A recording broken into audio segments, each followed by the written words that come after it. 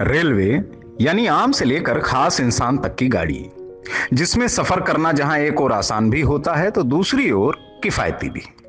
भारतीय रेल से रोजाना लाखों लोग सफर करते हैं। ऐसे में यात्रियों की सुविधा का रेलवे अक्सर ध्यान भी रखता है, जिसके लिए समय समय पर वह बदलाव भी करता रहता है।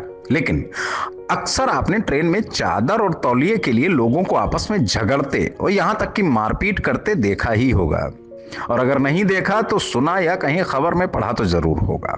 लेकिन अब इंडियन रेलवे का एक फैसला इन घटनाओं पर विराम लगा सकता है।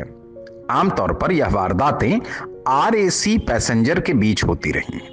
ट्रेन में जब कंफर्म बर्थ नहीं मिलती है तो लोग वेटिंग लिस्ट में भी टिकट ले लेते हैं, यह सोचकर कि कंफर्म नहीं तो कम से कम आरएसी तो हो ही जाएगी।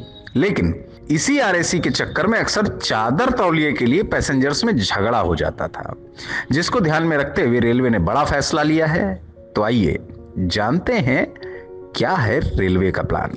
जानकारी मुताबिक रेलवे बोर्ड ने पिछले दिनों सभी जोनल रेलवे और आईआरसीटीसी के सीएमडी के नाम एक चिट्ठी भेजी है। इसमें बताया गया कि अब आरएसी पैसेंजर्स को भी अलग अलग बेडरोल दिया जाएगा। चिट्ठी में आगे लिखा था, गहन जांच के बाद यह फैसला लिया गया है कि एसी क्लास, वह भी एसी चेयर कार को छोड़कर, उसमें ट्रैवल करने वाले आरएसी पैसेंजर्स को अब कंबल, बेडशीट और तौलिया तकिया सहित पूरी बेड रोल किट दी जाएगी। रेलवे बोर्ड के एक वरिष्ठ अधिकारी के मुताबिक यह निर्णय इसलिए लिया गया क्योंकि एसी क्लास यात्रा के लिए मानक आवश्यकताओं के अनुरूप आरएसी यात्रियों से एकत्र किए गए किराए में बेड रोल शुल्क पहले से ही शामिल है।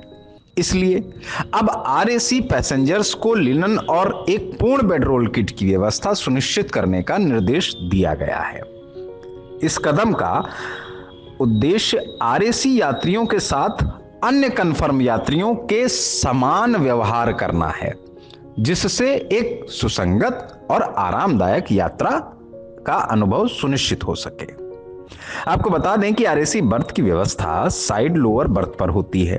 इसमें एक ही बर्थ पर 2 यात्रियों की बुकिंग की जाती है, इस उम्मीद में कि यदि ट्रेन में कोई सीट खाली रह जाती है तो उनका बर्थ कंफर्म हो जाएगा, और यदि ऐसा नहीं हो पाता है तो दोनों पैसेंजर्स किसी तरह मैनेज करके यात्रा कर ही लेते हैं। यथार्थ समाचार डिजिटल डेस्क रिपोर्ट।